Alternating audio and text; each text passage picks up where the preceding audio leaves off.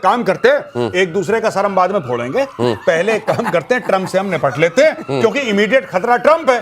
तो इसीलिए ये दोनों बात कर रहे हैं। देखिए, इंडिया भी अच्छी अच्छी बातें कर रहा है, चाइना भी अच्छी अच्छी बातें कर रहा है, और दोनों कह रहे हैं कि तू मेरा भाई है। नहीं नहीं, तू मेरा भाई है। ये सब देखिए, इनके बीच में भिड़ंत होने वाली है भाई साहब। मैं भारत और चीन के बारे में बात कर रहा हूं। इनके बीच में भिड़ंत होगी, आज नहीं तो 10 साल के बाद होगी, ये होना है। लेकिन आज की तारीख में everybody is saying that Trump is the primary threat. ये आदमी बिल्कुल हिला हुआ है ऊपर से, ये कुछ भी कर सकता है। ये कुछ भी, ये सवेरे उठ के बोलता है 500% टैरिफ। मतलब कोई उसकी मीटिंग होती है भैया, आप मीटिंग में डिसाइड करते हैं। ये कुछ नहीं उठ के ट्रूथ सोशल पर डाल देता है, जो इसकी मर्जी होती है।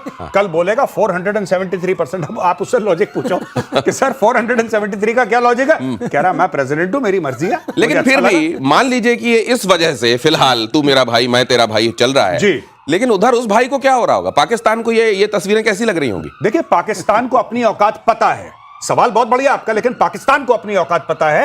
पाकिस्तान कुरकुर करता है। पाकिस्तान के टेलीविजन पे इसके डिस्कशन हो रहे हैं। मैंने देखे एक दो जो लोग यूट्यूब पे चंक्स डालते हैं काट काट के, वो मैंने देखे कि मैंने बोला यार पाकिस्तान क्या ये हो रहा है, क्या हमारे लिए कोई खतरा तो नहीं है?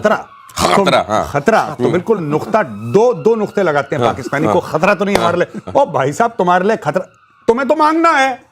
तुम्हारे लिए क्या खतरा हो सकता है? तुम्हें तो मांगना है। ये कह रहे हैं, ये तो हाथ मिला रहे हैं, वो तो कटोरा मिलाना है। तो वहां कहां, मतलब देखो, आप बताइए, जिससे आप हाथ नहीं, ये एक बड़ी अच्छी बात होती है। नहाएगा क्या, निचोड़ेगा क्या वाला सवाल जब आपके साथ होता है, तो उसी के साथ ये हो जाता है कि अब आप निर्वस्त्र हो गए, अब दुनिया आपसे डरेगी आपकी निर्वस्त्रता की वजह से। बिल्कुल। ये इसी नोट पर अगली खबर यह है कि रूस को लेकर फ्रांसीसी राष्ट्रपति मैक्रों का बड़ा बयान आया है। मैक्रों को भी लगा कि दुनिया भर में बयान दिए जा रहे हैं, मैं कहां हूं। मैक्रों का बड़ा बयान, सेकेंड वर्ल्ड वॉर के बाद आज पहली बार आजादी खतरे में, उन्होंने कहा। सुनिए जरा, सेकेंड वर्ल्ड वॉर के बाद आज पहली बार आजादी खतरे में है। मैक्रों ने कहा यूरोप की आजादी के लिए खतरा है रूस।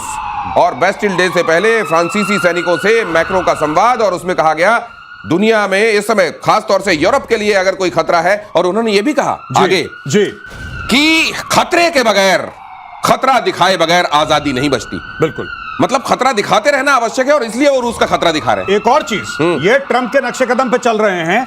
इनका 10-15 दिन पहले का ट्वीट निकालिए, क्या कहते हैं? खरीदो राफेल। ये यूरोप से कह रहे हैं कि तुम्हारे ऊपर खतरा है। तुमने अपना डिफेंस का बजट बढ़ा दिया है, लेकिन क्या तुम ट्रम्प पे विश्वास कर सकते हो? क्या तुम्हें ट्रम्प पर भरोसा है? ट्रम्प विश्वास के पात्र हैं ही नहीं। आप खरीदो राफेल। क्योंकि it is the only country जो अकेले यूरोप में एक एयरक्राफ्ट, बाकी जो यूरो फाइटर है, यूरो फाइटर में 4-5 देश मिलकर बना रहे हैं। ये भाई अपना खुद का जहाज बना रहा है राफेल, जिसमें बाहर का कुछ नहीं, साफरान उसमें इंजन डाल रहा है। He has all the technology. तो इसने अभी 2 हफ्ते पहले राफेल बेचा था, ट्वीट करके कि उसमें ऐसा दिखाया था कि एप्पल के फोन पे कॉलिंग आ रही है, राफेल कॉलिंग करके, तो प्रोटेक्टिंग योर फ्रीडम करके ये सब। अच्छा। तो हाँ, ये कर रहा है। कॉर्नर एक बहुत अच्छी बात कही। फ्रांस ही एक ऐसा यूरोपियन कंट्री है जिसके पास अपना जहाज है, अपना इंजन है और अपना मिसाइल है। एमबीडीए भी उनका है, सफरान भी उनका है, दसों भी उनका है। ठीक है, इसमें कोई शक नहीं, बहुत पावरफुल है। और जहां तक ये बात आ रही है, अगर सीरियस नोट पे रशिया ने हमेशा रिएक्शनरी, बिल्कुल, रशिया ने कब खतरा, रशिया कब यूरोप के लिए खतरा बना, और रशिया का वर्ल्ड वॉर 2 में 27 मिलियन सोल्जर्स मारे गए थे। अब बताइए, 27 मिलियन। उसके बाद ये कहा जा रहा है रूस यूक्रेन युद्ध के बारे में, रूस की साम्राज्यवादी नीतियां हैं, साइबर हाइब्रिड युद्ध का जमाना है, यूरोप की आत्मनिर्भरता पर फोकस करना होगा, परमाणु रणनीति बनानी होगी। ये इतना ज्यादा रूस का डर दिखाया गया, क्या ये वाकई रिवर्बरेट कर रहा होगा? बाकी कंट्रीज वैसे रिलेट कर रही हैं। निकल गया, जब तक डर नहीं दिखाएंगे आजादी नहीं रहेगी, इसका मतलब माल नहीं बिकेगा। ये सारे के सारे जो है ट्रम्प बता रहे थे गौरव। बिल्कुल। और सर, विद योर परमिशन एक बात जोड़ दूं, बड़ी खूबसूरत सी चीज है। जैसे इंग्लैंड है, इंग्लैंड के पास हवाई जहाज का इंजन है, लेकिन हवाई जहाज नहीं है। राइट। अब वहीं देखिए ग्रिपिन के पास हवाई जहाज है, लेकिन इंजन नहीं है उसके पास। तो एक के पास इंजन है, हवाई जहाज नहीं है, एक के पास हवाई जहाज है, इंजन नहीं है। फ्रांस है जिसके पास हवाई जहाज भी है, इंजन भी है, और मिसाइल भी है। अगली खबर इसी बात पर देखिए। ये कुल मिलाकर तिजारती स्टेटमेंट्स होते हैं, ये लब्बो-लुआब है। अगली खबर यह है कि ईरान को इजराइल के सीज फायर पर संदेह। ईरान को इजराइल के सीज फायर पर संदेह है। ईरान के रक्षा मंत्री का बयान आया है। अजीज नसीर जादेह ने कहा है कि ये एक अस्थायी और अस्पष्ट युद्ध विराम है। ईरान अब भी युद्ध के लिए तैयार है। आखिरकार इन्होंने ट्रम्प को पढ़ लिया मतलब। नहीं, ट्रम्प की ये तो हर तीसरे दिन बयान देते हैं, हम छोड़ेंगे नहीं, हम मार देंगे।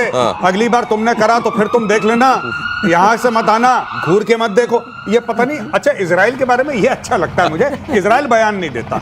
अचानक एक दिन सवेरे आएगा कॉल, यहीं से ऑफिस से ही आएगा हमारे टाइम्स नाउ से, अरे सर बम मार दिया बम। बस इजराइल का ये है कि आपको पता लग जाता है, आप सो रहे होते हैं और 5 मिस्ड कॉल्स होते हैं, अरे भाई क्या हो गया, बम मार दिया बम। इजराइल का ये है। ईरान जो है, ईरान अटैक नहीं कर रहा है, ईरान बयान दे रहा। उसने एक एक करके देखा, अभी हमारी सारी मिसाइलें खत्म हो गई हैं भाइयों, हमारे सारे बम खत्म हो गए, हमारे न्यूक्लियर को तबाह कर दिया है, हमारी बैलिस्टिक मिसाइल लगभग 2-3 बाकी हैं। जब तक ये नहीं बन जाता दोबारा बयान देते रहो, तब तक डेली तुम बयान दागो टेल अवीव पे, कुछ ना कुछ तो बयान गिरेगा वहां तक, है ना। एक बयान गिरा, हाइपरसोनिक बयान है भाई साहब, ये हाइपरसोनिक है, एक सुपरसोनिक बयान जा रहा है कि हम मार देंगे, और ये स्टेल्थ बयान है, ये स्टेल्थ बयान है। ये दिया तो पता नहीं लगा किसी को, ये ऐसा बयान है कि दे भी दिया पता नहीं लगा क्या दिया, ये स्टेल्थ बयान है हमारा। तो इसी नोट पर अगली खबर देखिए, यूक्रेन ने रूस पर ड्रोन अटैक किया। वोरोनिश में यूक्रेन ने ड्रोन हमला किया, रूस ने 12 ड्रोन हवा में मार गिराए। हमले में 12 लोग घायल, 2 जख्मी। तो अभी जो हमारे एक्सपर्ट्स कह रहे थे कि ये अमेरिका को ये बोलते हैं कि देखिए क्या आप इतने अंदर जाकर हिंटरलैंड में रशिया के आप अटैक कर सकते हैं? नहीं कर सकते, मैं कर सकता हूं, मुझे हथियार दीजिए और ये लड़ाई चलाते रहिए, वरना मेरी कुर्सी खतरे में। ज़ेलेंस्की बगैर कहे, ये ब्रैकेट में लिखा हुआ है लेकिन ये कह देते हैं। लेकिन अब ये और उकसावे वाली कार्रवाई हो गई, उधर 50 दिन वाली बात हो गई है। कल रशिया की तरफ से मुझको लगता है कुछ भयानक आने वाला है। देखिए मैं आपको छोटी सी बात बताता हूं, ये इसकी मजबूरी है, ये ना चाहते हुए भी इसको रूस को अटैक करना पड़ेगा, क्योंकि आपको प्रूफ ऑफ कॉन्सेप्ट देना है ना, जो आपके स्पॉन्सर हैं। आपको ये तो बताना है कि सर मैं कुछ कर रहा हूं, वरना कहेंगे यार उस खिलाड़ी को आप कौन सी चीज आप दे देंगे, कौन सी फैसिलिटी दे देंगे जिसको सिर्फ मार पड़ती है, जो सिर्फ हारता है। कभी कभी तो 10 में से 2 पंच वो भी थ्रो करे। तो अब इसकी मजबूरी है, ये ड्रोन भेजेगा, मिसाइल भेजेगा, कुछ मारने की कोशिश करेगा। अब इसको उम्मीद जागती है कि कोई ना कोई, अब इसने क्या, ट्रंप ने क्या शुरू करा है। ट्रंप कहता है कि मैं डायरेक्टली हथियार नहीं दूंगा, मैं हथियार बेचूंगा नेटो को। ट्रंप हथियार नेटो को बेचता है, नेटो खरीदता है हथियार, वो हथियार नेटो भेजता है यूक्रेन, जिससे रूस पर हमला कर रहा है ये। तो ये सब चीजें चल रही है मार्केटिंग वाली। गौरव जो बात की सबसे नोट करने वाली है, पहले अमेरिका हथियार देता था और अब ट्रंप तो बेच रहा है कि 32 के 32 मिलकर खरीदो, और अब दो। तुम कह रहे हो नाटो के ऊपर गड़बड़ है, गजब है, लेकिन खरीदो। ये स्ट्रेटजी कमाल है। पहले अमेरिका ने कहा आओ एक संगठन बनाएं, हर कोई उसमें कंट्रीब्यूट करेगा, हम सब मिलकर उसको बनाएंगे और चलाएंगे, आओ नेटो बनाएं। सब आ गए, सबने कंट्रीब्यूट कर दिया। उसके बाद कुछ दिनों बाद जब वो एक बड़ी लड़ाई छिड़ गई, उन्होंने कहा नहीं, अब सब लोग अपना अपना डिफेंस बजट बढ़ाओ और मेरी मशीनरी खरीदो, 5% बढ़ाओ। दिनेश याद होगा तुमको, हम लोगों ने कहा था एक शो में कि ये पहला आउटसोर्स वॉर है जो हम लोग देख रहे हैं। हाँ, सही बात। War itself is outsource. सही बात है। उधारी की लड़ाई, उधार में चलने वाली लड़ाई। बांग्लादेश की अंतरिम सरकार के मुखिया, इधर देख लीजिए जरा, ये आम बात है, इसलिए ध्यान से सुनिएगा। बांग्लादेश की अंतरिम सरकार के मुखिया मोहम्मद यूनुस ने भारत को भेजे हैं 1000 किलो आम। प्रधानमंत्री मोदी और राजनयिकों के लिए गिफ्ट भेजे। पश्चिम बंगाल और त्रिपुरा के सीएम को भी आम का तोहफा, और तोहफे में हरिभंगा किस्म की आम भेजा गया है। भारत के साथ रिश्तों को बेहतर बनाने की कोशिश। एक तो ये हरिभंगा पता नहीं किस तरह का नाम इन्होंने रखा है, और हमारे यहाँ इतनी सारी वैरायटी होती है कि आई एम श्योर कि ये पक्का यहाँ बांग्लादेशी डिटेन करके जहां रखे गए होंगे ना, वहां ये आम भेज दिया जाएगा। कम से कम हमारे पीएम तो नहीं खाने वाले इसको। लेकिन ये कहना क्या चाहते हैं? आम, अरे काम अच्छे कर लो यार, आम क्यों भेज रहे हो? आम क्यों भेजे इन्होंने? आम इन्होंने इसलिए भेजने हैं क्योंकि अब ये चारों तरफ से फंस गया है। देखिए साफ सीधी बात है, फिर मैं कहता हूं जब आप कंफ्यूज्ड हो जियोपॉलिटिक्स में, सबसे पहले नक्शा देखो, ठीक है। बांग्लादेश के 2 नेबर हैं, एक म्यांमार जिसके साथ इतनी छोटा सा बॉर्डर है उसका, इतना सा ना के बराबर, और दूसरा भारत 4000 किलोमीटर से ज्यादा। आप भारत को उल्टा सीधा बोलिए, गालियां दीजिए, भारत को ये कर देंगे, मार देंगे, ये कर देंगे, मोदी अच्छा आदमी बुरा आदमी, आपको जो करना है करो, एंड में बिना भारत के आपके काम नहीं चलता, और जब नहीं चलता है काम तो भेजने पड़ते हैं आम। और ये दरभंगा का भंगा ले लेते हैं और हरदोई का हरी ले लेते हैं और अपने यहाँ आम का नाम बना लेते हैं, हरिभंगा। अरे यार नाम तो अच्छा रख लो। बहुत धन्यवाद सर, बहुत धन्यवाद आज प्रतिशोध में पधारने के लिए। Thank you so much. Issue ये है कि आपको बचाया कैसे जाए, वहां पे इन सब चीजों को बचाया कैसे जाए। वहां पे रोज अटैक हो रहे हैं, आप जानते हैं ना बलोच क्या कर रहे हैं। बिल्कुल। बलोच ने मार मार के हलवा बना दिया इन लोगों का।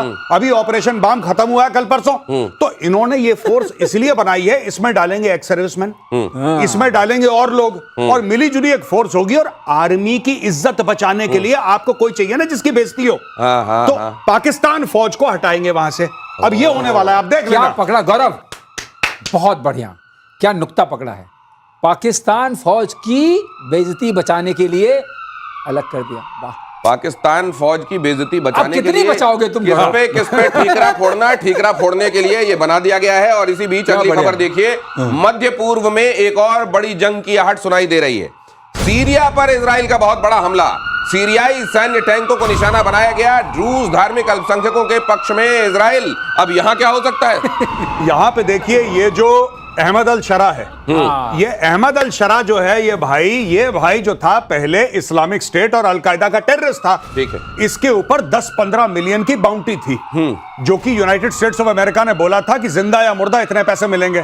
आज की तारीख में वही बंदा ट्रंप से हाथ मिला रहा है, वो जा रहा है ट्रंप से मिल रहा है, साइडलाइंस ऑफ मल्टीलैटरल मीटिंग्स में वो जाके ट्रंप के साथ फोटो खिंचवा रहा है। अब इशू ये है कि इजराइल की मजबूरी है, ईरान दोबारा अगर इस्तेमाल करता है जमीन और दोबारा आर्म करता है हिजबुल्लाह को और हमास को, तो बीच में आता है सीरिया। अगर इजराइल ने सीरिया की कमर नहीं तोड़ी और अगर इजराइल सीरिया को जाने देता है कि चलो हमारा अब कंट्रोल नहीं है, तो ये लोग इजराइल को ठोक देंगे। इसलिए इजराइल के लिए जरूरी है ये चीज। और दिनेश, जो ड्रूज की बात हो रही है, ड्रूज जो है इजरायली आर्मी, एयरफोर्स, नेवी में भी हैं। करेक्ट। ये वहां की बड़ी वो बफर के तरह रखते हैं। और उस एरिया को इन्होंने पहले भी, जैसे ही ये आए थे शारा, तो उनके आते ही उन्होंने पहला अटैक किया था। तो वो सारा एरिया कंट्रोल किया हुआ है। वो चाहते हैं वो बफर बना रहे और ड्रूज को ये हमेशा सपोर्ट करेंगे, क्योंकि ड्रूज इनके फेवर में काम करते हैं। सर, लेकिन मैं ये सोचता हूं, इजराइल का क्या मादा है? हाँ। उधर हमास के साथ, इधर हिजबुल्लाह हूती से तो निपट ही रहा है, उधर ईरान से अभी ताजा निपट के हटा है, और इधर सीरिया वालों को देखने लगा। ये कितना मादा है उसमें और कितने रिसोर्सेज, क्या वेल है उसकी। इसी कहते हैं प्रतिशोध, ये आपके प्रतिशोध की तरह है, गजब चलता प्रतिशोध। रहेगा। ये प्रतिशोध इजराइल से सीखना चाहिए। इतना ये नक्शे में जैसा कहा जाता है कि आप ढूंढेंगे, जूम करके ऐसे निकालना पड़ेगा तब दिखाई देगा, लेकिन मादा देखिए। और दूसरे विश्व युद्ध को हमेशा याद रखे जापान। ये कौन कह रहा है? अगली खबर में देखिए। दूसरे विश्व युद्ध को हमेशा याद रखे जापान। चीन ने जापान को दी सीधी धमकी। फिलीपींस को लेकर चीन और जापान में अब टकराव की स्थिति बन गई है। फिलीपींस को जहाज दे रहा है जापान और इस चर्चा से नाराज है चीन। ये मतलब याद दिला रहा है कि जरा वो वाला, तुम परमाणु बम वाली स्थिति याद रखो। पानी बहुत बह गया है, इसको भी मालूम होना चाहिए। ये कुछ नहीं है, चूरन खिला रहा है चीन, गीदड़ भपकी है। ये कह रहा है सेकंड वर्ल्ड वॉर को याद रखो। मैं चाइना को दिलाना चाहता हूं याद सेकंड वर्ल्ड वॉर के पहले की। और चाइनीज शायद भूल गए हैं कि जापान ने चीन के ऊपर राज करा। भूल गए हैं कि जिनको धमकियां दे रहे हो वो तुम्हारी छाती में उन लोगों ने कई दशकों तक मूंग दली है, तुम्हारे ऊपर राज करा है।